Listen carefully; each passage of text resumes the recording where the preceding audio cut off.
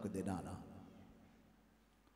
తన శిష్యులతో పాటు బయలుదేరి వెళ్తూ ఉన్నటువంటి సందర్భాలలో మార్గమధ్యములో ఆయనకు ఆకలేసింది. ఆకలేసినప్పుడు ఆకలి అనగా ఆయనకు రెండు విధాలుగా ఉంటుంది. ఒకటి శారీర సంబంధమైనది, ఒకటి ఆత్మ సంబంధమైనది. ఆయన మానవత్వంలో కనపరుచుకుంటున్నాడు కాబట్టి ఆయనకు మానవుడిగానే ఆయనకు ఆకలేసింది. ఆయన ఒకవైపు దైవత్వము కనుక ఆయన అనేకులను మార్చాలన్నటువంటి ఆకలి, అనేకులను ఆయన రాజ్యానికి చేర్చాలన్నది ఆయన ఆకలి. ఇక్కడ శారీర సంబంధంగా ఒక్కసారి ఆలోచన చేస్తే ఆయన బయలుదేరుతూ వెళుతూ ఉన్నటువంటి దినాలలో చూస్తే దూరం నుంచి ఒక చెట్టు కనపడింది. ఆ చెట్టు దగ్గర, చెట్టు బాగుంది కదా, ఆ చెట్టు దగ్గరికి వెళ్తే ఏమైనా పండ్లు దొరుకుతాయేమో అని అనుకున్నాడు. అక్కడికి వెళ్ళి చూస్తే అక్కడ ఆ చెట్టుకు పండ్లు కనపడలేదు, ఆకులు తప్ప మరేమీ కనపడలేదు. దాన్ని వెంటనే ఇక నీ పండ్లు ఎవడు ఎప్పుడు తినకుండానుగా కానీ శపించేశాడు. ఆయన శపించేశాడు. కారణం ఏంటంటే దూరంగా ఉంది కనుక. దూరంగా ఉంది, చూడటానికి పచ్చగానే ఉంటుంది, కానీ దగ్గరికి వెళితే ఫలాలు కనపడలేదు. చెట్టు అనగా మనిషికి గుర్తుగా ఉంది, మనిషికి సాదృశ్యంగా కనపడుతుంది. మనిషి పచ్చగా ఉండొచ్చేమో కానీ దేవునికి సంబంధించిన ఆత్మీయ ఫలాలు కనపడకపోతే ఆ వ్యక్తి జీవితము భయంకరంగా దుర్బలమవుతుందని చెప్పి దేవుడు మనకు తెలియజేస్తూ ఉన్నాడు. నా ప్రియమైనటి సహోదరి సహోదరులారా, దూరంగా ఉండినందువలన ఆ ఫలాలు లేవందులో. అంటే దేవుని దగ్గరకు మనం వస్తే ఆత్మ సంబంధమైన ఫలాలు, ప్రేమ, దయ, జాలి, కరుణ ఇలాంటివన్నీ కూడా ఉంటాయని, అలా లేనివాడు దేవునిలోనికి రానివాడు, దేవుని దగ్గరికి రానివాడు భయంకరంగా ఉంటాడని మనము పోయిన వారములో కొన్ని విషయాలు మనం తెలుసుకున్నాం. దూరంగా వండినందువలన శపించబడింది అని. ఈ వారంలో మరొక మాట మీకు నేను తెలియజేయబోతున్నాను. ఆయన ఆ దూరంగా ఉన్న చెట్టును శపించాడు. ఆయన బయలుదేరి వెళుతూ ఉంటుండగా త్రోవ పక్కన ఒక చెట్టు కనపడుతూ ఉంది. త్రోవ పక్కన అంటే దారికి దగ్గరలోనే, దారి ప్రక్కలోనే. మత్తయి సువార్త 21వ అధ్యాయం 19వ వచనాన్ని ఒకసారి మనం చదువుకుందాం. మత్తయి సువార్త 21వ అధ్యాయము 19వ వచనం. త్రోవ ప్రక్కన ఒక అంజూరపు చెట్టును చూసి దాని యొద్దకు రాగా దాని యందు ఆకులు తప్ప మరేమీ కనపడలేదు. దాన్ని చూసి ఇక మీదట ఎన్నటికి నీవు కాపు కాయకుందువుగా కానీ చెప్పెను. తక్షణమే ఆ అంజూరపు చెట్టు ఎండిపోయెను. గమనించండి ప్రియులారా, ఇక్కడ మనం గమనించినట్లయితే దూరంగా ఉన్న చెట్టు అంటే ఫలాలు లేవు, అది దాన్ని శపించేశాడు, అయిపోయింది. ఇక్కడ ఆయనకు దారికి ప్రక్కలోనే ఉంది చెట్టు, దారి ప్రక్కలోనే ఉంది, కానీ అందులో కూడా ఫలాలు కనపడటం లేదు. త్రోవ ప్రక్కలోనే ఉంది. అంటే ఈనాడు చాలామంది మందిరాలకు పక్కలోనే ఉంటారు ఇండ్లు, మందిరానికి మాత్రం రారు. మనం ఏమన్నా మీటింగ్ పెడతా ఉంటే క్రైస్తవులే పక్కలోనే ఉంటారు, కానీ వచ్చి కూర్చోరు. ఎందుకంటే వినపడుతుండలేదా, ఆడ చెప్పేది వినపడుతుంది, మన ఇంట్లో ఉన్నా వినపడుతుందిలే అంటారు. ఇటీవల ఒక ఊరికి వెళ్ళాను. ఒక ఊరికి వెళ్తే భారీగా పెద్ద మీటింగ్ జరుగుతూ ఉంటే పెళ్ళి 2 రోజులైంది. అంటే నిన్న పెళ్ళి అయింది, ఈరోజు కూడా పెళ్ళోళ్ళు ఉన్నారు. వాళ్ళ లైన్లోనే ఆ, ఈ మీటింగ్ పెట్టారు, నన్ను పిలిచారు. ఈడ ప్రార్థన జరుగుతూ ఉంటే వాడు పెండైన మూమెంట్లో వాడు ఇంకా పెద్దగా మైకులు పెట్టి భయంకరంగా చాలా ఇబ్బందికరంగా చేస్తూ ఉన్నాడు. వాళ్ళు ఎవరు చెప్పినా వినడం లేదు. పెద్ద మీటింగు, వేల మంది ప్రజలు వచ్చారు.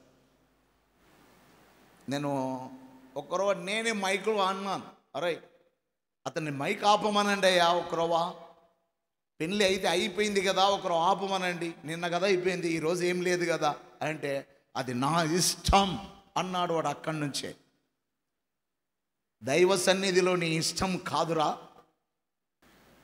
అనుకొని, సరే నీ ఇష్టమైతే నీ ఇష్టం వచ్చినట్టే చేసుకో, నువ్వు ఇప్పుడు ఆనందిస్తూ ఈరోజే ఆనందించు, ఒకవేళ తర్వాత నువ్వు ఈ ఆనందం నీకు ఉండకపోవచ్చేమో అని మైక్లో డైరెక్ట్గానే చెప్పేశాను.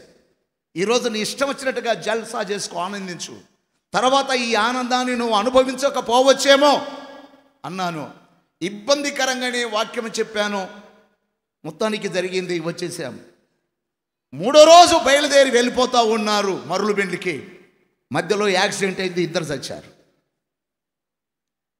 పెండ్లి కొడుకు, పెండ్లి కూతురు, వాళ్ళతో పాటు వాళ్ళ ఇంట్లో ఉన్నటువంటి ఇంకా ముగ్గురు పెద్దవాళ్ళు, వాళ్ళు కూడా ఆపేయలేదు. వాళ్ళు ఎవరయ్యా అంటే అన్యులా అంటే కాదు, క్రైస్తవులు. ఈనాడు అనగా క్రైస్తవులే ఫలాలు ఫలించడం లేదు, ఫలాలు కనపడడం లేదు, త్రోవ ప్రక్కలోనే ఉన్నారు. అంటే క్రైస్తత్వాన్ని పొందే ఉన్నారు, క్రైస్తవులుగా పేరు పెట్టుకొనే ఉన్నారు, కానీ ఫలాలు కనపడడం లేదు. కారణం, వారు విన్నట్టే వింటారు కానీ ఆ విన్నటువంటి వాక్యము వారిలో ఉండదు, క్రియ జరగదు. అది పక్షులు ఎత్తుకొని వెళ్ళిపోతాయి, అనగా సాతానుడు ఎత్తుకొని వెళ్ళిపోతా ఉన్నాడు. చాలామంది మందిరము ప్రక్కలోనే ఉన్నా మందిరానికి రారు.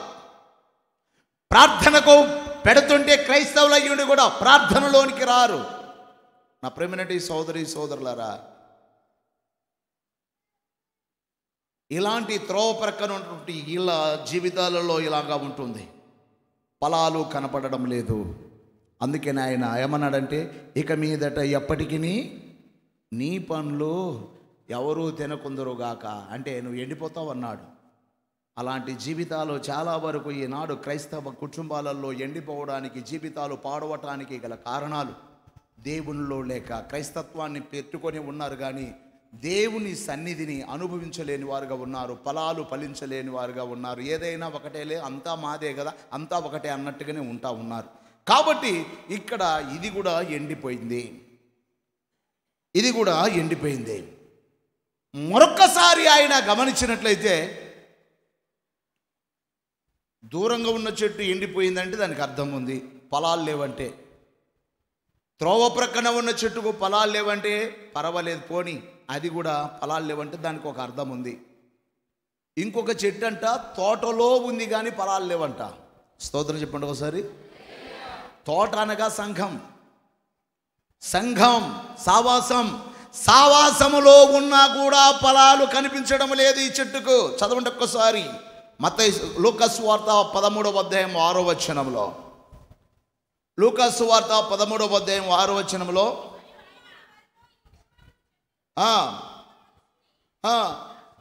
ఒక మనుషుని ద్రాక్ష తోటలో అంజూరపు ఒక చెట్టు ఒకటి నాటబడి ఉండెను. దాని పండ్లు వెదక వచ్చినప్పుడు ఏమీ కనపడలేదంట. చాలు ఒకసారి గిడికి స్తోత్రం చెప్దామా. ఇది దారిలో ఉందంటే అటపోయిటోడు ఇటపోయిటో పీక్కుంటుంటాడు, పండ్లు కనపడవు. ఎందుకంటే దారిలో ఉన్నదంటే దాని పరిస్థితి అంతే. మా ఊర్లో మాకు ఎక్కువ చింత చెట్లు ఉండేవి. చింత చెట్లు దారులలో ఉండే చింత చెట్లకు కాయలు రానియం, పూత కోసుకుంటాం. ఎక్కువగా చిన్న వాపనకాయలు అంటాం మేము వాటిను. చిన్న చింతకాయలన్నీ కూడా బడికి పోతా ప్రతిోడు రాయేస్తూ ఉంటాడు. ప్రతిోడు దానికి ఏం కంచిందా, దానికి కంచె లేదు. ప్రతి ఓడు రాయేస్తూ ఉంటాం, మేము కొట్టుకుంటూ ఉంటాం, దాంట్లో ఫలాలు కనపడవంటే దానికి అర్థం ఉంది. ఇది ఇక్కడ చూస్తే తోటలో ఉంది, తోటలో ఉన్న కానీ దీనికి ఫలాలు కనపడడం లేదు. కారణం ఏమిటి? నేను ఈ విషయాలు చెప్పి నేను ముగిస్తాను. ఒకసారి గట్టి స్తోత్రం చెప్దామా? మరోసారి గట్టి చెప్దామా? సంఘములో ఉంది, సంఘములో ఉన్నాడు కానీ ఫలాలు కనబడడం లేదు. తోటలో ఉంది ఈ యొక్క అంజూరపు చెట్టు, తోటలో ఉన్నా కూడా ఫలాలు కనబడడం లేదు. దానికి గల కారణం ఏమిటి? నా ప్రియమైన సోదరి సోదరులారా, అనగా తోటలో ఉన్న ఈ పండు, ఈ చెట్టుకు ఫలాలు ఎందుకు కనబడడం లేదు? కారణం ఏమిటి అంటే దాని అర్థం సంఘములో ఉన్న ఎందుకు ఫలించలేకపోతున్నారు, ఫలాలు కనపడడం లేదు, దేవునికి ఇష్టమైన ఫలాలు కనపడడం లేదు అని అంటే అక్కడ వారు ఉన్నా కూడా విధేయత సంఘములో దేవుని తర్వాత దైవ సేవకునికి విధేయత అనేది కనపడడం లేదు. మనం ఎప్పుడైతే దేవునికి విధేయత చూపుతామో మనలో ఫలాలు కనపడతాయి. విధేయత చాలా ప్రాముఖ్యమైనది. విధేయత లోబడము, దేవునికి లోబడము చాలా ప్రాముఖ్యమైనది. లోబడాలి. విధేయత అనేది చాలా ప్రాముఖ్యమైనది. లోబడకపోతే పరిస్థితి తారుమారవుతుంది. దేవునికి మనం లోబడాలి. ఒక ఆమె ఉంది వస్తీ అనబడినటువంటి ఆమె, ఒక గొప్ప రాజు. ఆయన ఒక గొప్ప రాజు, అహష్వరోషు, చాలా గొప్ప రాజు. ఆయనకు అందమైన భార్య ఉందంట. ఆమె అంత అందగత్య ఇక ఎవరు లేరు ఆ రోజులలో, ఆ దేశంలో కాదు, ఆ పరిసర ఆ దేశాలలో ఎక్కడ ఆమె అంత అందగత్య లేదంట. ఆయన ఆమెను బట్టి మురిసిపోతూ ఉన్నాడు. నా భార్య అంత అందగత్య అని ఒకరోజు పెద్ద ఫంక్షన్ పెట్టి దేశాల నుండి రాజులను పిలిపించాడంట. ఎందుకు తెలిసిన? రాజులను, పెద్ద పెద్ద ప్రధానులను, మంత్రులను అందరినీ పిలిపించాడు. ఎందుకు తెలిసిన? నా భార్య అందాన్ని చూద్దురండి అని, నా భార్య ఎంత అందంగా ఉందో చూద్దురండి అని. కానీ ఇప్పుడు మనమైతే ఇంట్లో నుంచి బయటకు వస్తే మొహం పగల కొడతామంటాం, అంతే కదా? ఇంట్లో నుంచి బయటకు వస్తే ముఖం పగల కొడతాం అంటాం. అవసరమైతే మొత్తానికి వేసుకొని ఇంట్లోనే ఉండాలనుకుంటాం. ఈ రాజు ఏం చేసాడంటే, నా భార్య ఎంత అందగత్తో చూపిస్తానని చెప్పి దేశాల నుంచి అందరిని పిలిపించి పెద్ద ఫంక్షన్ పెట్టి, ఆ ఫంక్షన్లో అందరూ ఉన్నటువంటి ఆ విందులో ఆమెను పిలిపియడానికి పంపించాడు. ఆయన పిలిపియడానికి, ఆయన అంత అందగత్తి అయినా ఆమె అంత అందగత్తి అయితే ఈయన కాడ కూడా చిన్న ఒక లింకు కనపడతా ఉంది, ఒక చిన్న బలహీనత. ఏమిటి అంటే, ఈమెను పిలిపియడానికి పోని ఆడపిల్లోళ్ళను పంపించింటే రాణ్ణి తీసుకురండి అని అంటే ఎట్టుండేదో. ఏనేం చేసిండు అంటే, చప్పట్లు కొడతారు కదా, వాళ్ళని ఏమంటారు? ఇజ్రాల్ నపంసకులు. వాళ్ళను పంపించాడు, రాణిని పిలుసుకురాండి అని. ఆమె ఇట్టున్నామా, మీరు పిలిస్తే నేను వస్తానా? ఇంత అందగత్తెనై ఇంత నా కోసం ఇంత ఫంక్షన్ పెడితే నేను రానని చెప్పుపో రాజుకు అన్నది. రాజుకు మండింది అరికాల నుంచి. ఇంకా ఇంతమంది రాజుల మధ్యలో, ఇంతమంది ప్రధానుల మధ్యలో నా భార్య నా మాట వినలేదని అంటే సిగ్గుపోయింది. ఆయనకు సిగ్గుపోయింది. ఆడోళ్ళనన్నా పంపించుంటే బాగుండేదేమో. ఆడోళ్ళకి ఈయన పోయి ఉంటే ఆమెను ఏడ అసూయపడతానో అనుకున్నాడో ఏమో తెలియదు. మగోళ్ళు అంటే అసలు మగోళ్ళని పంపకూడదు అయిపోయా. ఈ అటు ఇటు కాని వాళ్ళని పంపించాక ఆమెకు కోపం వచ్చింది. కోపం వస్తే వచ్చింది. మొత్తానికి భర్త ఒక మాట వినాలి కదా. భర్త మాట వినకుండా ఏమేం చేసిందంటే, నేను రాను, వాళ్ళు వచ్చిండ్రు కాబట్టి, ఆ నపంసకులు పిలిస్తే నేను వస్తానా, నేను రానని చెప్పుకో అన్నది. వాళ్ళు వచ్చి చెప్పారు, రాజా రానంటుండదని. ఉన్న కాడికి ఒగురుపోయింది అనకు. ఇంకా అంటే ఉన్న కాడికి సిగ్గుపోయింది. కొంతమంది ఆడోళ్ళు మగోళ్ళ విలువను తీసేయకూడదు. కొంతమంది కాదు, చాలామంది తీసేయకూడదు, చాలామంది తీసేస్తారు. భర్తకు విలువ ఉంటేనే భార్యకు విలువ. హల్లెలూయా. భర్తను బట్టే భార్యకి ఆడ నుంచి విలువ చెప్పండి. భార్యకు విలువ రావాలంటే ఎవరు? భర్త. భర్తను బట్టే భార్యకు విలువ. అంతేగాని నా కొంగ చుట్టూ తిరుగుతుంటాడు, నేను కూర్చోమంటే కూర్చుంటాడు, లేయమంటే లేతాడు. నా ఏటంటే ఏందనుకున్నామే, మీ బావ నేను ఎట్ట తిప్పుతాడని అవకుల వాళ్ళ ఫ్రెండ్స్ కాడా, లేకుంటే ఈయనను కించపరిచి ఎప్పటికీ కూడా భార్య భర్తను కించపరిచి మాట్లాడకూడదు. భర్తను బట్టే భార్యకు విలువ. ఎందుకంటే భర్త శిరస్సై ఉన్నాడు, పైన ఉన్నాడు. నువ్వు ఉత్త మొండెమే. భార్య ఎవరు? మొండెమే. ఈ శిరస్సు ఎట్ట తిప్పమంటే మొత్తం శిరస్సులోనే ఉండేది. అర్థమైందా? ఇదేముంది, ఇదంతా మొత్తం మైండ్ కూడా అంతా ఉండేది ఇక్కడనే. ఇది లేకపోతే ఏముంది? భర్త లేకపోతే ఏమీ లేదు. భర్త ఉన్నప్పుడు విలువలు తెలియదు, భర్త లేనప్పుడు అప్పుడు ఏడుతుంటారు, అయ్యో నీ విలువ తెలుసుకోలేకపోతేనే, కొడుకు తంతున్నడే, కోడలు ఈడిచేస్తుంది, అప్పుడు నాకు తెలియకపోయేనే. అర్థమైందా? జాగ్రత్త. అందుకని స్త్రీలారా, భర్త మాటకు లోబడాలి, విధేయత చూపాలి. ఈ యొక్క వస్తీ విధేయత చూపలేదు, వస్తీ విధేయత చూపలేదు. అందుకనే ఆమెను తృణీకరించేశాడు ఆయన, రాజు తృణీకరించాడు. విధేయత చూపనందున తృణీకరించాడు.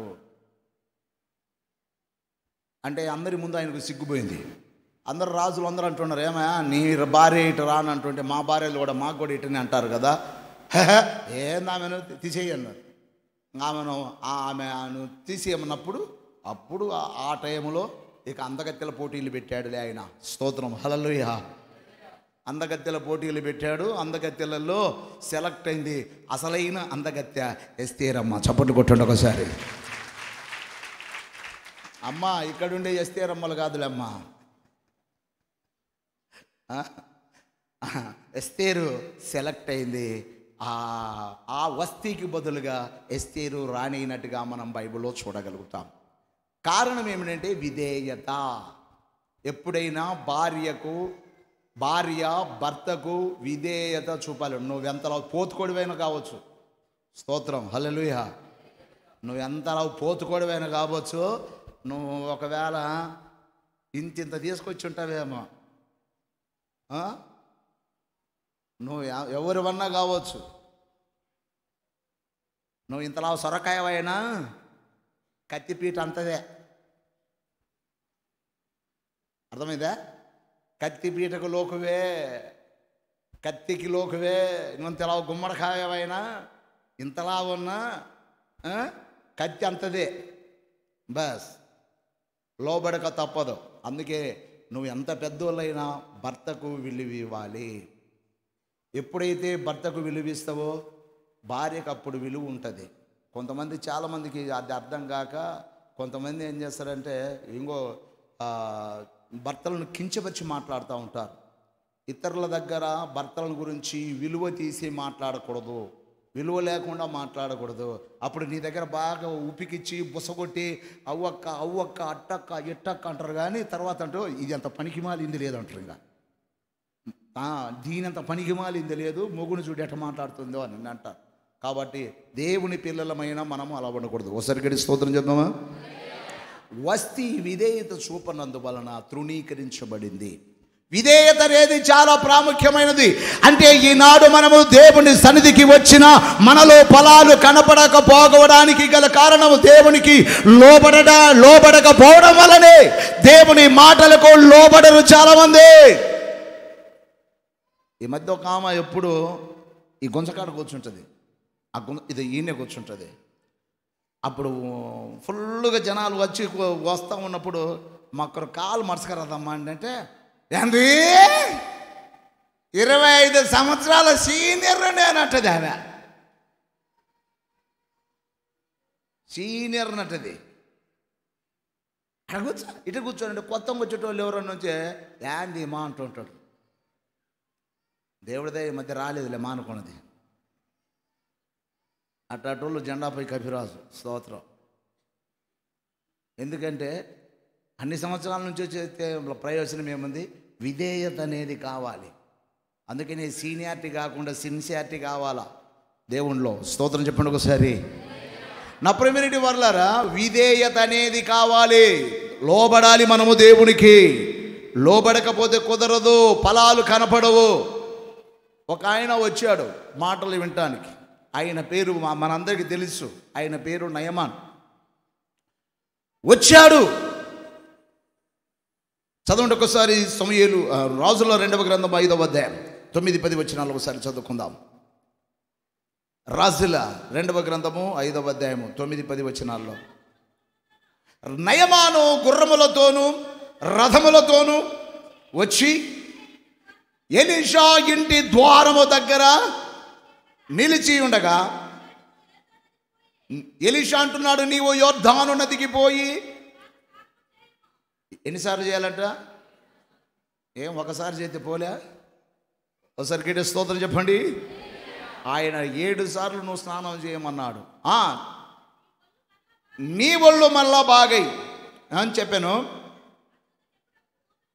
బాగా గమనించాడు. ఇక్కడ మనం గమనించినట్లయితే ఆయనకు కుష్టు. వాళ్ళ ఇంట్లో పని పిల్ల చెప్పింది, అమ్మగారు మేము వచ్చిన వాళ్ళ నుంచి నువ్వేందో చాలా ముడుచుకొని ఉన్నావు. నేను వచ్చిన కొత్తలో బాగున్నావు, ఈ మధ్య ఒకరో ముడుచుకొని ఉన్నావు అమ్మగారు, ఏంటి కారణం అన్నది. ఏమి లేదులే పిల్ల, నువ్వేం చెబితే ఆరుతావా తీరుతావా, అడుగున పడితే లేపుతావా అంటే, అమ్మగారు నాకు చెప్పు, నేను ఆరుస్తాను తీరుస్తాను, అడుగున పడితే లేపుతానమ్మా అన్నది. అట్టయితే ఎవరికి చెప్పకుండా ఉంటే ఒక మాట చెబుతానే నీకు అన్నది. అమ్మగారు చెప్పు, నేను ఎవరికి చెప్పనన్నది. ఆడోళ్ళకు ఎవరికి చెప్పనని ఈయన చెప్పండి, మొత్తం ప్రకటన అయిపోద్ది అంతా. లోపల పెట్టకలేరు, ఉబ్బుతారు వాళ్ళు, గాలిపుడక మాదిరి. ఎవరికి చెప్పనంటే చాలు. ఇక ఎందుకంటే ఇది ఎవరికన్నా చెప్పే పరిస్థితి కాదు. కుష్టు, ఆ రోజులలో కుష్టు ఉంటే ఊర్లు బయటికి తరుముతారు, రాళ్లతో కొట్టి చంపుతారు.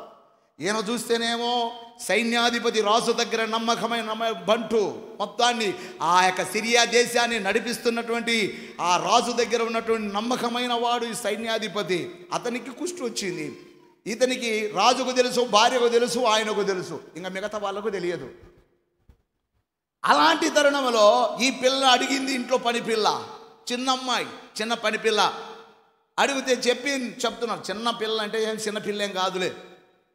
మొత్తానికి ఆ ఇజ్రాయేల్ దేశంలోనికి వెళ్ళినప్పుడు పనులకు ఈ అమ్మాయి అయితే నా ఇంట్లో బాగా నా భార్యకు పనులు చేసి పెడుతుందని చెప్పి తెచ్చుకొని ఆ అమ్మాయిని అక్కడ పెట్టాడు. బహుశా పెళ్లి కాకుండా ఉండిండొచ్చు ఆ అమ్మాయి. ఒకసారి స్తోత్రం చెప్దామా. మొత్తానికి ఆ అమ్మాయి చెప్పింది, అమ్మగారు అని అడిగితే ఆమె అంటుంది, ఏం లేదే, నా భర్తకు అనగా మీ యజమానుడికి ఒక్కరో కుష్టి వచ్చింది అన్నది. ఓహో అంతేనా? అదేముంది అమ్మగారు, మా దేశములో ఒక గొప్ప దైవజనుడు ఉన్నాడు. కొట్టు చప్పట్టి పురసారి. మా దేశంలో ఒక దైవజనుడు ఉన్నాడు, ఆయన దగ్గరికి వెళితే ఈ కుష్టి ఏందమ్మగారు, దీని బాబుల్లాంటి వెళ్ళిపోయినాయి అని అన్నది. నిజమేనే? నిజమేనమ్మా. ఏమంటే నువ్వు తెచ్చిన ఈ పని పిల్ల ఇటు చదువుతుంది. యేసు ప్రభు శిష్యుడు ఉన్నాడంట, దేవుని సేవకుడు ఉన్నాడంట. కాబట్టి వాళ్ళ పలానా దేశంలో ఒక్కరు వాడికి పోయి వచ్చేస్తే పోలే అని అంటే, అది కూడా నిజమేనే, ఇన్ని రాళ్ళు వేసినాం, ఈ రాయి కూడా వేద్దాం అనుకున్నాడు ఆయన. కొంతమంది అంతే కదా, ఆడ తిరుగుతారు లాచుకోలే. ఇక సత్య టైంలో ఏలియన్నా ఇంకా సచ్చినా బతికినా ఇంకా దేవుడే యేసు ప్రభు. అప్పుడంట ఆ రోజు ఆ టైంలో తీసుకొస్తారు అంతా అయిపించుకొని. ఒక్కొక్కళ్ళు అంతే 10 రాళ్ళు వేస్తాం, ఒక రాయి ఏదో ఒక రాయి తగులుతుంది కదా అన్నట్టుగా. వీళ్ళు కూడా పోదాం ఆడికి కూడా పోయి చూద్దాం అనుకున్నారేమో. పైగా ఈ పిల్లాడ ప్రార్థన చేస్తుంటే వాళ్ళకు చాలా బాగా కలిసి వస్తూ ఉంది, బాగుపడతా ఉన్నారు. ఆ అమ్మాయి మీద వీళ్ళు విశ్వాసం ఉంచారు. అలాగని అన్నారు. ఇక బయలుదేరి వచ్చాడు, ఇక బాగుపరచుకోవడానికి వచ్చాడు కానీ ఆ స్థలానికి దగ్గరికి వచ్చినోడు మర్యాదగా దిగిపోయి దైవజనుడు దగ్గరగా, అయ్యా ఇట్లా సంగతి అయ్యా, నాకు పలానా మీ గురించి విన్నాము, మేము వచ్చామంటే ఎంత బాగుండేది.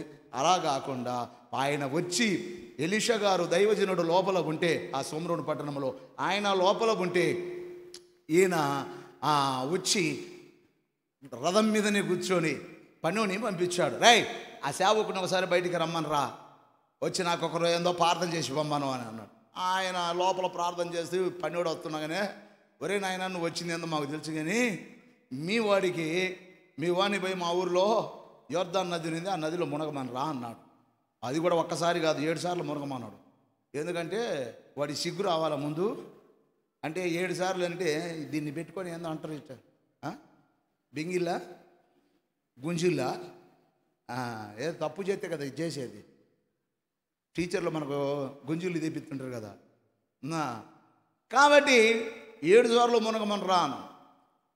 ఆ మాట పోయి వాడికి చెప్పారుక ఇంతన్నోడు ఇంత ఎగిరాడు. నేనేంటి, నా విధానం ఏంటి, నా గొప్పతనం ఏంటి, నేను వచ్చినాడంటే ఇంకా బయటికి రాకుండా ఇట్టంటాడ తిప్పురా రథము.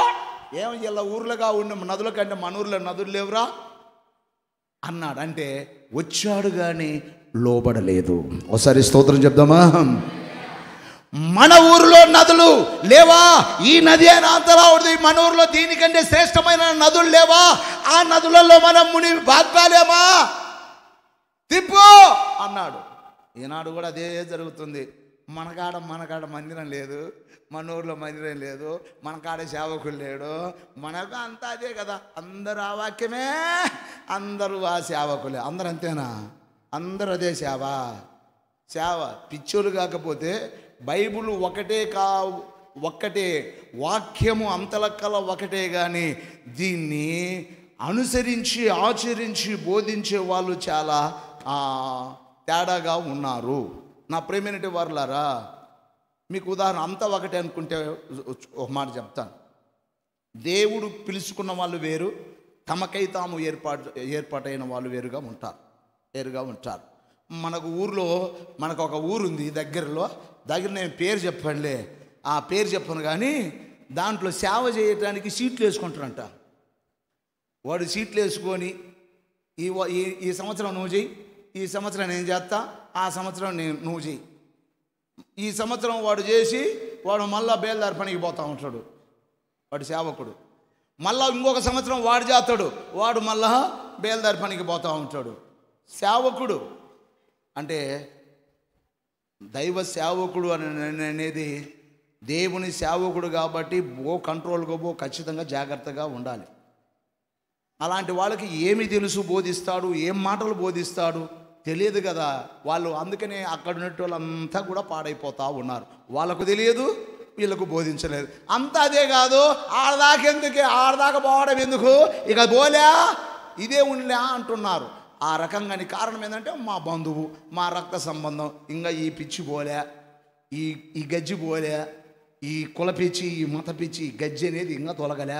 దేవుని లేకొచ్చినా కూడా తొలగడం లే చాలామందికి. దానివల్ల జీవితాలు పాడైపోతున్నారు. ఫలాలు ఫలించాలంటే ఆడ ఫలిస్తారు, ఫలించలేరు. ఒకసారి స్తోత్రం చెప్దామా? ఈ యొక్క నయమాను కూడా అంతే. వచ్చాడు కానీ అతను దైవ సేవకుడు చెప్పిన మాటకు లోబడలేదు, విధేయత చూపలేదు. ఏమి మా ఊర్లో నదులు లేవా? ఈట కంటే, ఈ యోర్దాను నది కంటే శ్రేష్టమైనవి కావా? తిప్ర రథము అన్నాడు. అంటే తిరిగి వెళ్ళిపోతున్నాడు. అంటే వచ్చాడు, బాగుపడాలనుకున్నాడు కానీ బాగుపడలేదు. కారణం ఏమిటంటే, బాగుపడకపోవడానికి కారణం ఏంటంటే లోబడలేదు. మనం మాటకు విధేయత చూపాలి. వస్తే బాగుపడతాం. బాగుపడాలంటే ఆయన మాటకు విధేయత, లోబడాలి. ఓసారి రెండు కళ్ళు లేనివాడు యేసు ప్రభు దగ్గరికి వచ్చాడు. చదవండి ఒకసారి. యోహాను సువార్త 9వ అధ్యాయం 1వ వచనాన్ని ఒకసారి మనం చదువుకుందాం. యోహాను సువార్త 9వ అధ్యాయము 1వ వచనంలో, ఆయన మార్గమున పోవుచుండగా ఒక పుట్టుగురుడి అయిన ఒక మనుషుడు కనబడెను.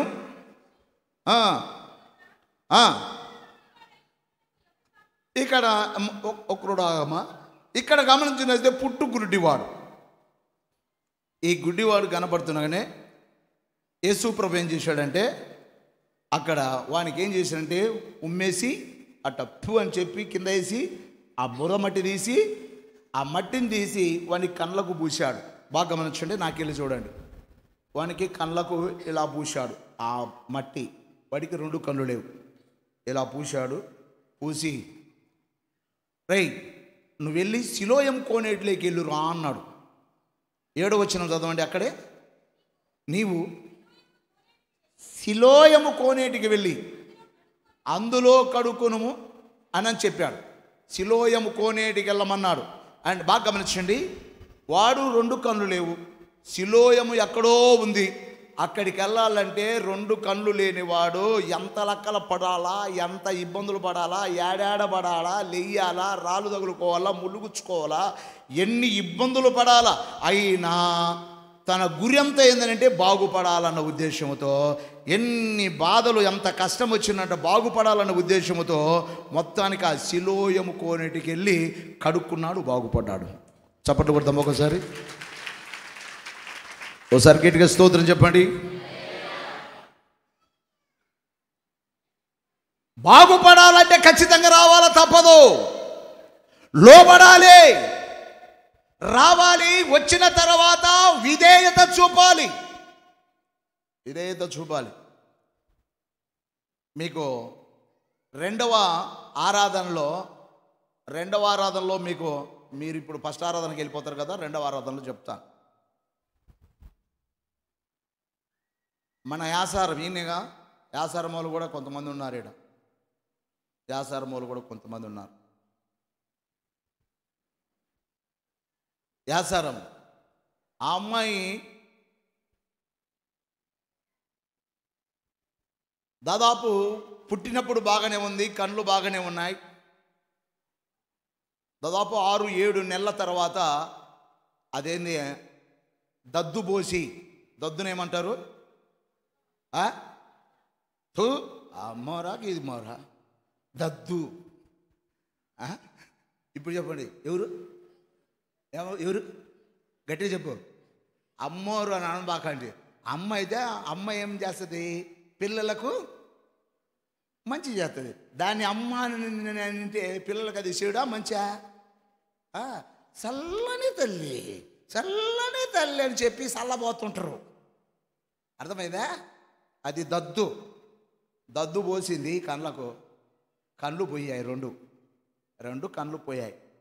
చిన్నపిల్లప్పుడు వాళ్ళకు ఏం అర్థం కాక పాపం అక్కడిక్కడ చూపించారు, పొజిషన్ ఏమంతా లేదు. ఇంకా లాస్ట్గా చెప్పిన మాట అంటే కళ్ళు రావని చెప్పేశారు. కళ్ళు రావని చెప్పారు. రావని చెబితే పెరిగి పెద్ద కొంది ఒక్కొక్కరు చూచి చూడనట్టుకున్నారు చిన్నపిల్ల కాబట్టి. పెరిగి పెద్ద కొంది ఇక ఆ అమ్మాయి పైన ఆ అమ్మాయి చేసుకోవడానికి ఇబ్బందిగా ఉంది, వాళ్ళకి ఇబ్బందిగా ఉంది. ఒక్కతే కూతురు వాళ్ళకు కూడా. ఇక ఏమనుకున్నారంటే ఇంకా లాభం లేదనుకున్నారు. ఎక్కడో ఒక స్పెషల్ డాక్టర్ వచ్చినాడంటే అక్కడికి పోయి చూపిస్తే కళ్ళు తీసి కళ్ళు పెడితే తప్ప ఇక కళ్ళు వచ్చే దానికి ఛాన్సే లేదన్నారు. ఇక మనం చేసేది ఏం లేదని వాళ్ళు కూడా చూపించేసి వదిలేశారు. అమ్మాయి వదిలేసేసిన తర్వాత పెరిగి పెద్ద కొంది ఇదైన తర్వాత ఆ అమ్మాయికి తర్వాత వాళ్ళకి తెలిసిన విషయం ఏంటంటే, ఇదిగో హల్లెలూయా ప్రార్థనా మందిరానికి అందరూ అక్కడికి వెళ్తుంటే చాలామందికి స్వస్థతలు కలుగుతున్నాయి. అక్కడికి ఈ అమ్మాయిని ఈయన మీరు తీసుకెళ్తే మొత్తానికి అమ్మాయికి బాగా కావచ్చు అని చెప్పారంట. మొత్తానికి విన్నారు. వారు క్రైస్తవులే. వాళ్ళు విన్నారు.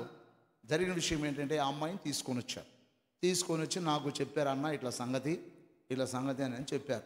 సరే అమ్మ ప్రార్థన చేస్తాం, దేవుని చిత్తం ఏదైనా, దేవుడు ఏదైనా చేయాలంటే దేవుడు, మేము ప్రార్థన చేయడం మా వంతు, బాగు చేయడం దేవుని వంతు, విశ్వాసం ఉంచండి అన్నాను. ప్రార్థన చేశాము, పంపించాము. తర్వాత నూనె ఉంటే అది ప్రార్థన చేసి అమ్మ ఇది ఒకరవ కళ్ళలో వేయండి, దేవునికి స్తోత్రం, మనం చేసేది ఏం లేదు అని అన్నాను. వేసి పంపించాము. అద్భుతం ఏంటంటే ఆదివారం వచ్చారు, ఆ అమ్మాయి 3 రోజులు కళ్ళల్లో వేశారు, ఆ అమ్మాయికి 2 కళ్ళు వచ్చాయండి. ఎక్కడో కాదు, ఏడా యాసారమే. వాళ్ళు మార్తమ్మ యోబోళ్ళు తెలుసు కదమ్మా. మార్తమ్మ యోబోళ్ళు సాలమ్మ సాలమ్మ యోబులు వాళ్ళ కూతురు ఏమి మార్తమ్మ. మీకు ఇప్పుడు మీకు అసలు ఎవరు పెళ్ళి కాదనుకుంటే మీకు పెళ్ళి ముగ్గురు పిల్లలు, ముగ్గురు నలుగురు బుడతలోళ్ళు, ముగ్గురా. అసలు కండ్లు రావడం అంటే ఎంత ఆశ్చర్యం అండి. ఇంత ఎత్తు వచ్చింది ఆ అమ్మాయికి. మరుసటి రోజు పిల్లల్ని తీసుకొని వచ్చి వాళ్ళని తీసుకొని, అన్నా నా కూతురికి కళ్ళు వచ్చినాయి అన్నాడు. నేను నమ్మలే ముందు. ఏందమ్మా ఎగతాళి చేస్తుండవా అన్నా. ఏందన్నా అన్నాడు. అంకుల్ అన్నది ఏమి అంటున్నారుకే. ఇవన్నీ అమ్మా అన్న. 4 అన్నది. ఇవన్నీ అన్న 5 అన్నది. నేను కనపడుతున్నానన్నా. కనపడుతున్నావు అన్నది. ఎట్టున్నానన్నా కర్రెకుండావు అన్నది.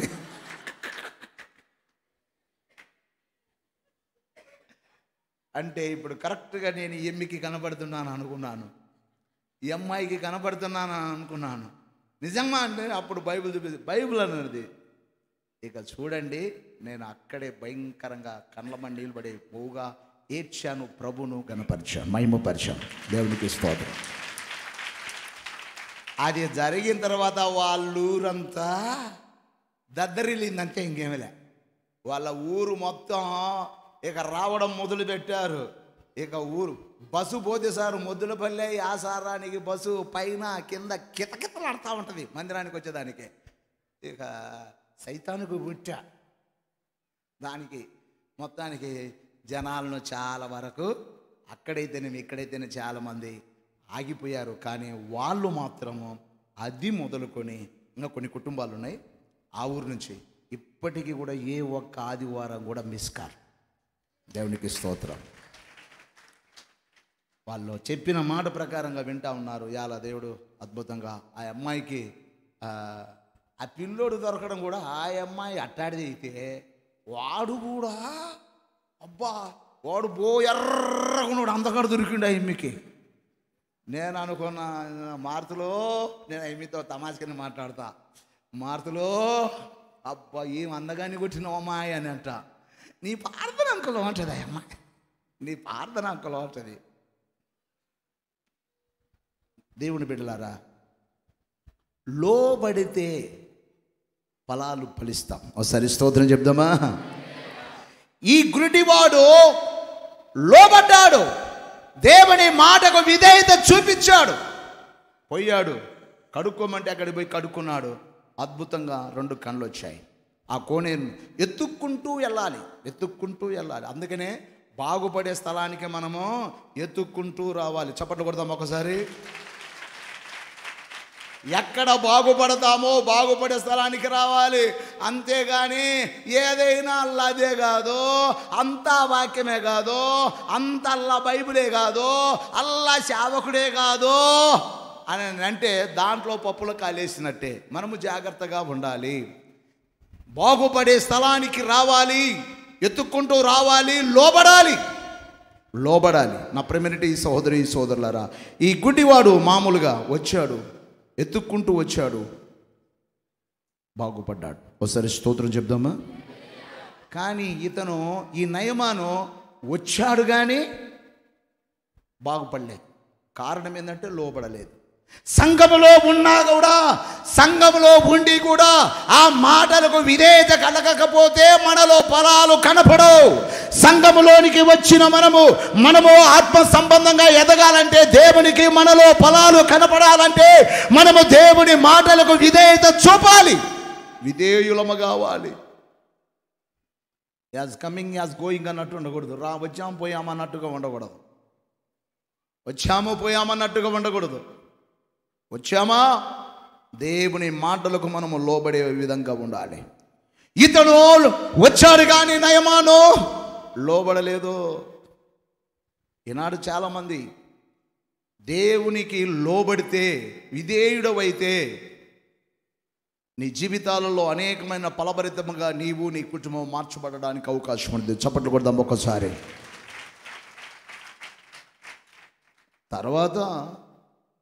తర్వాత ఇంటికి పోయాడు మనోడు. వెనక్కి తిప్పుకొని వెళ్ళిపోయాడు. వెనక్కి తిప్పుకొని వెళ్ళిపోతే కోపంతో ఉన్నాడు. ఎందుకు? ఈ పిల్లను, భార్యను, ఈ పని పిల్ల చెప్పింది కదా, నాకు అక్కడికి పోయి అవమానం జరిగింది అని నేను చెప్పి భార్య మీద ఉగ్రుడే వస్తూ ఉన్నాడు. ఆమె ఎదురు చూస్తుంది. మా ఆయనకు దూడ పేదాలు పోయి, దునపో తలకాయ పోయి, మొండి చేతులు పోయి బాగా ఎత్తడేమని చూస్తూ ఉంది ఆమె. చూస్తున్నారు మనోడు దున్నపో తలకాయ పెట్టుకొని వచ్చిండు, ఎద్దు ముక్కే పెట్టుకొని వచ్చిండు. ఎందుకంటే అదే కదా.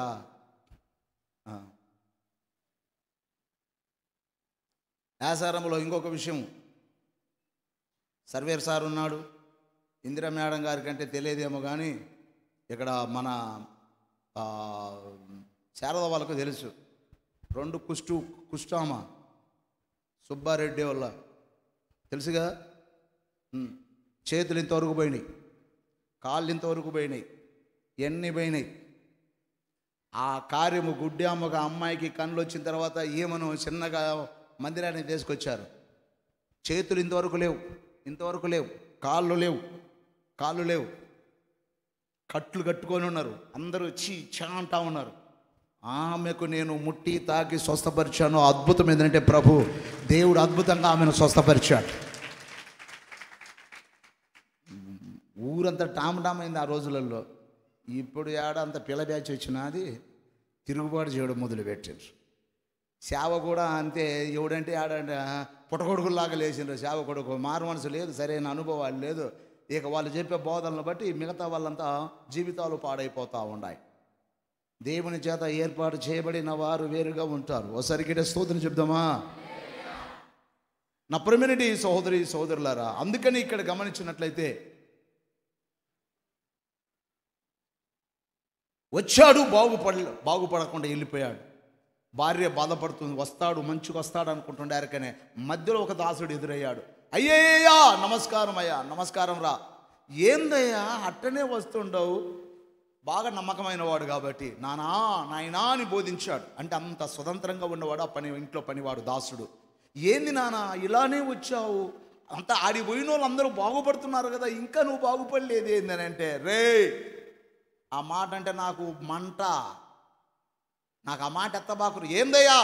ఏమి లేదురా. ఏంది మరి అట్టనే వచ్చావు? ఏమన్నా నిన్ను అడిగిండా? అడగలేదురా. అడుగు తీయకపోయినా మొత్తం తీసుకుపోయినలే, డబ్బులు తీసుకుపోయినా, ధనం తీసుకుపోయినా, ధాన్యం తీసుకుపోయినా, అన్ని తీసుకుపోయినా అడగలేదురా. ఏమన్నావు మనం? ఏమన్నా అడిగాడా? ఏం అడగలేదురా. మరేం చెప్పాడు? వాళ్ళ ఊళ్ళో నదిలో మునకమన్నాడు రా. నాకు అందుకే కోపం వచ్చింది అన్నాడు. ఓ అంతేనా? నేనేం అడగలేదు కదా, ఏం మునకమన్నాడు? మునక్కపోయావా?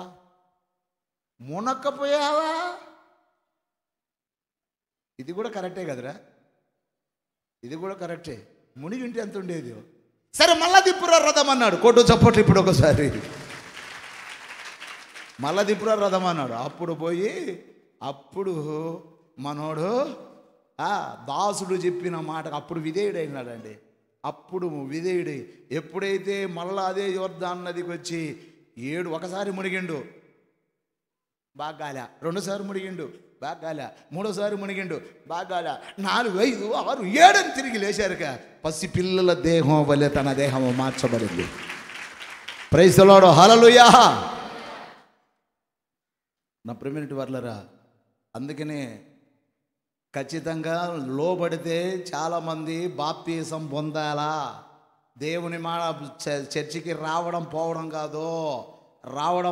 కాదు, ఖచ్చితంగా బాప్తీసం పొంది ఉండాలా. టికెట్ లేకపోతే ట్రైన్ ఎక్కలేవు నాయనా. టికెట్ ఖచ్చితంగా తీసిపెట్టుకో. అన్నా నేను తీసిపెట్టుకున్నానన్నా, ఇంక నేను వచ్చే పోతానన్నా పైకి అని అంటే, నీ అన్నగానే నువ్వు పోయేది? నువ్వు బజ్జీలు తింటుంటివి, మిరపకాయ బజ్జీలు మేస్తుంటే, హోటల్లో బట్టి టీలు తాగుతా ఉంటివి. ఇక ట్రైన్ వచ్చింది, నీ కోసం ఆగలే. నువ్వు ఆ నుంచి హోటల్ కాడ నుంచి వచ్చారికి ఇది వెళ్ళిపోయింది అంటే అర్థం కాలేదా? కరెక్ట్గా నమ్మకంగా మనం కనిపెట్టుకొని లేకపోతే అది వస్తుంది పోతుంది. టికెట్ తీసుకున్న మనము జాగ్రత్తగా మనల్ని మనం సరిచేసుకుంటూ జాగ్రత్తగా రాకడ కోసం, బండికి రాకడనే రైలు బండి కోసం ఎదురు చూస్తున్నట్టుగా ఉంటే ఏ టైం వచ్చినా మనం ఎక్కడానికి అవకాశం ఉంటుంది. స్తోత్రం చెప్దాం ఒకసారి. ఈ లోకంలో కూడా నువ్వు దీవించబడి బాగుపడడానికి అవకాశం ఉంటుంది. నా ప్రియమైన సోదరులారా, తర్వాత అతను బాగుపడ్డాడు. బాగుపడ్డాడు. ఎప్పుడు లోబడ్డ తర్వాత మనము లోబడాలి. సంఘములో ఉన్నప్పుడు మనము లోబడాలి. అందుకని ఈయన అంటున్నాడు ఏమనంటే, ఈ చెట్టును ఆ చెట్టు అదేం చేయందంటే ఫలాలు లేవు. ఆయన అంటాడు యజమానుడు, ఎందుకు ఈ స్థలంలో దీన్ని నరుకో అంటే, అప్పుడు తోటమాలి అంటాడు, అయ్యా యజమానుడా, ఈ ఒక్క సంవత్సరం కూడా ఉండనిమ్ము, దీన్ని బాగా ఎరివేస్తా, బాగా సదును చేస్తా, నీళ్లు పెడతా, ఎరివేస్తా, మంచిగా చూస్తా, ఒక్కవేళ ఫలించకపోతే అప్పుడు నరికేయ్యా, ఇప్పుడు మాత్రం నరకొద్దయ్యా అని చెప్పారు. తోటమాలి మాట విని ఏమైపోయిందంటే ఆ చెట్టు నరకబడలేదు. స్తోత్రం చెప్దామా? ఆ తోటమాలి ఎవరు అంటే దైవ సేవకుడు. చప్పట్లు కొట్టి ఒకసారి. ప్రార్థించే దైవ సేవకుడిని బట్టి నీలో ఫలాలు లేకపోయినప్పటికీ ప్రార్థించే దైవ సేవకుని బట్టి నీ కుటుంబాన్ని, నిన్ను దేవుడు అన్ని విధాలుగా నిలబెట్టి దీవెనకరంగా మారుస్తున్నాడంటే నీ కోసం ప్రార్థించే దైవ సేవకులు ఉన్నారు. అందుకనే మనం ఈ మధ్య ఆపేసాం ప్రార్థన. మనకు బైబిల్ ట్రైనింగ్ ఉంది కాబట్టి, 40 రోజులు బైబిల్ ట్రైనింగ్ ఉంది కాబట్టి మన ప్రార్థన టవర్లో ప్రార్థన ఆపేసాం. మన కాడ నిత్యము ఇక్కడ ప్రార్థన జరుగుతూనే ఉంటుంది. మీ అందరికీ తెలుసు. మన ప్రార్థన టవర్లో 240 మంది టీంలో ఉన్నారు. ఆ టీంల ప్రకారంగా మనకు ప్రార్థనలు చేస్తున్నారు. 240 మంది మన ప్రార్థన టవర్లు, ప్రార్థన వీరులు. ఎప్పుడు మనకు ప్రార్థన జరుగుతూనే ఉంది. ఇక్కడ ఈ బైబిల్ కాలేజ్ జరుగుతున్నందువలన ఇక్కడ ప్రార్థన జరుగుతుందిలే, అక్కడ మాకు డిస్టర్బెన్స్గా ఉంటుందని చెప్పి ఆపేశాం. కాబట్టి ప్రార్థన ఉండినందువలన దైవ సేవకుడైన వాడు ప్రార్థన చేసే దైవ సేవకుడి వల్ల విశ్వాసుల కుటుంబాలు ఆశీర్వాదకరంగా మార్చబడుతున్నాయి. స్తోత్రం చెప్దామా? కాబట్టి మనకు ప్రార్థించే దైవ సేవకుడు కావాలి. హల్లెలూయా. మనము తోటలో ఉన్న చెట్టు నరకబడకుండా అది కాపాడబడడానికి గల కారణం ప్రార్థన చేసే దైవ సేవకుడు. సేవకులు అనేది కాదు కానీ, అనగా ప్రార్థించే మనకు దైవ సేవకుడు మనకు కావాలి. అలాంటి సంఘ సాహసములో నువ్వు ఎప్పుడైతే ఉంటావో, నిలబడతావో, అప్పుడు నీ కుటుంబం ఆశీర్వదించబడుతుంది. నీవు ఫలాలించే ఫలభరితముగా మార్చబడుతూ ఉంటావు. కాబట్టి నా ప్రేమైనటి సహోదరి సోదరులారా, దూరంగా ఉన్న చెట్టు ఫలాలు లేవు, ఎండిపోయింది, దాన్ని శపించాడు. త్రోవ ప్రక్కనున్న చెట్టును శపించాడు, కానీ తోటలో ఉన్న చెట్టును మాత్రము శపించలేదు. కారణం ఏంటంటే దానికోసం ఒక బాధ్యత తీసుకున్న ఒక గొప్ప మంచి సేవకుడు ఉన్నాడు. బాధ్యత తీసుకొని ప్రార్థన చేసి విజ్ఞాపనలు చేస్తూ, అయ్యా బిడ్డలను దర్శించు, కాపాడమని చెప్పి ప్రార్థించే దైవ సేవకుడు అక్కడ కనపడుతున్నాడు. అలాంటి సంఘ సావాసములో ఉన్న నీవు దేవుని కృపలో ఎదుగు, ఫలాలు ఫలించే వ్యక్తిగా కనపడు. నీ ద్వారా ఇతరులకు కూడా ఉపయోగపడాలి. స్తోత్రం చెప్దాం ఒకసారి. చెట్టు కాస్తుంది, ఆ చెట్టే తింటుందా ఫలాలు? ఇతరులకు ఇస్తుందా? చెప్పండి. చెట్టు ఫలాలు కాసి అది తిందు, అది ఇతరులకు ఇస్తుంది. కాబట్టి మనం ఇతరులకు ఉపయోగపడే రీతిలో మనం ఉండాలి. మనం ఇతరులకు ఉపయోగపడాలి, మేలుకరంగా ఉండాలి, కీడుకరంగా ఉండకూడదు, హానికరంగా ఉండకూడదు. దేవుని పిల్లలమైన అదే మనం ఫలించడం. మనలో ఫలితం ఏంటంటే ప్రేమతో పాటు, అనగా ఆత్మఫలాలు ఉన్నాయి చాలా, 9 ఆత్మఫలాలు. వాటిలలోనే ఉంది అన్ని ఫలభరితమంతా. గలతీ పత్రిక 5వ అధ్యాయం 22వ వచనం ఒకసారి చదవండి. ఒకసారి మనకు తెలిసిన విషయమే. గలతీయులకు రాసిన పత్రిక 5వ అధ్యాయము 22వ వచనం. ఆత్మఫలమేమనగా ప్రేమ, సంతోషం, సమాధానం, దీర్ఘశాంతం, దయాళుత్వం, మంచితనం, విశ్వాసము, సాత్వికము, ఆశా నిగ్రహము. ఇలాంటి ఫలాలు మనలో కనపడాలి. అప్పుడే మనం అన్ని విధాలుగా ఆశీర్వాదకరంగా మార్చబడతాం. కాబట్టి నా ప్రేమిటి వర్లారా, దేవుడు మనం ఒకవేళ మంచోళం కాకపోయినా, ఈనాడు నీవు నీ కుటుంబము ఇంకా దీవెనకరంగా ఉంటున్నావంటే నీ కోసం ప్రార్థించే దైవ సేవకులు ఇక్కడ ఉన్నారని గుర్తుపెట్టుకో. అందుకే నువ్వు బాగున్నావు. కాబట్టి నీలో ఫలాలు అనేది కనపడాలి, నువ్వు ఫలభరితంగా ఉండాలి, సంఘానికి నువ్వు ఫలించే వ్యక్తిగా కనపడాలి.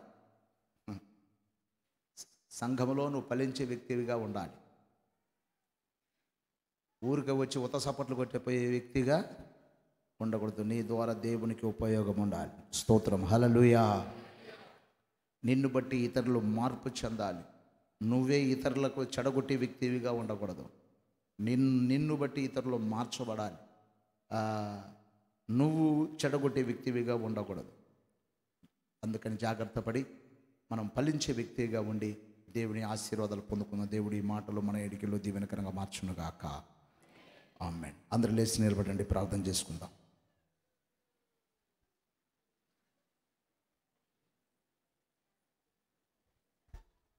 లేండి.